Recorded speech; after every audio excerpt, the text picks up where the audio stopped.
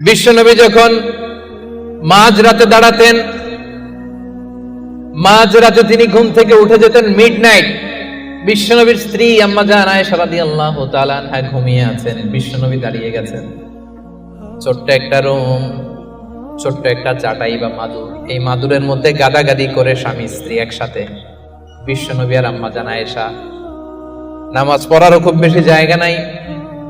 বিশ্বনবী ওযু করে এসে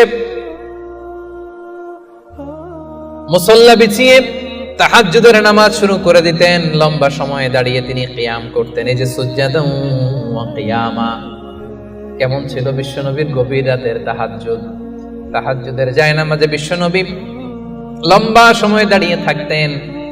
আম্মা জান আয়েশা বলেন, হাত্তা তাতাফাত্তারা কদামা, আমি মাঝে মাঝে দেখতাম বিশ্বনবী দাঁড়িয়ে থাকতে থাকতে বিশ্বনবীর পা দুটো এইভাবে ফুলে যেত। তাতাফাত্তারা কদামা, আপনি দীর্ঘ সময় 10 ঘন্টার 8 ঘন্টার সফরে থাকেন, দেখবেন পা দুইটা ফুলে গেছে, তাই না? দীর্ঘ সময় দাঁড়িয়ে থাকলে পা ফুলে যায়। বিশ্বনবীর পা দুইটা এভাবে ফুলে যেত। ছোট্ট জায়গা, সেজদা দেওয়ার জায়গা নাই। বিশ্বনবী যেখানে সেজদা দেবেন, আম্মা জান আয়েশা রাদিয়াল্লাহু তাআলা আনহা পা বিছিয়ে ওই জায়গায় শুয়ে আছেন। বিশ্বনবী লম্বা সময়ের কিয়াম করলেন। কিয়াম শেষে বিশ্বনবী লম্বা সময় ধরে রুকু করলেন। রুকু থেকে দাঁড়িয়ে বিশ্বনবী সেজদায় যাবেন, কিন্তু কিভাবে যাবেন? বিশ্বনবীর সেজদার জায়গায় আম্মা জান আয়েশা পা বিছিয়ে শুয়ে আছে, সেজদারও তো জায়গা নাই। বিশ্বনবী আলতো করে আম্মা জান আয়েশা রাদিয়াল্লাহু তাআলা আনহার পায়ের মধ্যে চিমটি কাটতেন। আম্মা জান আয়েশা বুঝতে পারতেন পা সরাতে হবে, আম্মা জান আয়েশা পাটা সরিয়ে নিতেন। বিশ্বনবী প্রাণ ভরে তার রবকে সেজদা দিতেন। দীর্ঘ সময় লম্বায় সেজদায় লুটিয়ে পড়ে থাকতেন। বিশ্বনবীর সুদীর্ঘ লম্বা সেজদা যখন শেষ হতো, আবার যখন দ্বিতীয় রাকাতের জন্য বিশ্বনবী দাঁড়াতেন, আম্মা জান আয়েশা পা বিছিয়ে আবার শুয়ে থাকতে। বিশ্বনবীর মিডনাইট আর আমাদের মিডনাইট একটু মিলিয়ে দেখেন। আহা, ইয়ানজিল রাব্বুনা ফি কুল্লি লাইলাতিন, প্রতি রাতে আল্লাহ তাআলা, শেষ রাতে মিডনাইটে আল্লাহ তাআলা প্রথম আকাশে মনোনিবেশ করেন, স্পেশালি মনোনিবেশ করেন। এসে ডাকতে থাকেন, আলামিন মুস্তাগফিরিন আগফিরাল্লাহ, কার ক্ষমা লাগবে ক্ষমা চাও, ক্ষমা করে দেব। আলামিন মুস্তারজিকিন আরজুকালা, কার রিজিক লাগবে আমার কাছে চাও, আমি দেব। কার পাসপোর্টে ভিসা লাগে না আমার কাছে চাও, আমি দেব। কার বিপদ আমার কাছে চাও, বিপদ দূর করে দেব। কে দুরারোগ্য ব্যাধিতে আক্রান্ত আমার কাছে চাও, তোমার রোগ আমি ভালো করে দিব। অসুস্থকে সুস্থ করতে পারে কে? বিপদ থেকে মুক্ত করতে পারে কে? দুনিয়ার সব মানুষ ওই গভীর রাতে ঘুমায়, কিন্তু রহমানের বান্দারা ঘুমায় না। রহমানের বান্দারা তাহাজ্জুদের জায়নামাজে কান্নার ঝড় তুলে, ঠিক কি না? রাত কি কেটে যাবে ঘুমে অলসে, রাত কি কেটে যাবে ঘুমে অলসে, তুমি কি জানবে না তোমার নিজেকে প্রভুকে। রাত কি কেটে যাবে ঘুমে অলসে, সে যে দায় নত অশ্রু ছাড়ো, প্রভুর স্মরণে হৃদয় গড়, প্রাণ ঢেলে সব ব্যথা বলো প্রভুকে, বলো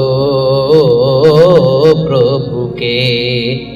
রাত কি কেটে যাবে ঘুমে অলসে, পড়েন আল্লাহু আকবার। মাঝরাতে বিশ্বনবী দাঁড়াতেন, মধ্যরাতে। ওই মুহূর্তটা বড্ড আলোকিত মুহূর্ত। যারা ওই সময়ে জেগে জেগে আল্লাহর ইবাদত করে তারাই জানে ওই ইবাদতের কি মজা। ঠিক ওই মুহূর্তে কপাল জমিনে ঠুকে যারা সেজদায় পড়ে থাকে তারাই জানে ওই সময়ের কত দাম। রহমানের বান্দা এত সহজে হওয়া যায় না। সেজদায় পড়ে আল্লাহর কাছে চাইতে পারবেন না ওই মুহূর্তে? ইয়ানজিলু রাব্বুনা, আরশ থেকে আল্লাহ তাআলা প্রথম আকাশে নেমে আসেন, এসে ডাকেন, কার কি লাগবে চাও, আমি দেব। আমাদের চাওয়ার সময়টুকু নাই। কিভাবে চাইতে হয় সেটা জানতে হয়। পারবেন না আল্লাহর কাছে চাইতে? পারবেন? সিজদায় পড়ে আল্লাহরে বলবেন, আল্লাহ এই পৃথিবীতে আমি ছাড়া তোমার গোলামের অভাব নাই, কিন্তু তুমি ছাড়া আমার দ্বিতীয় কোনো রব নাই।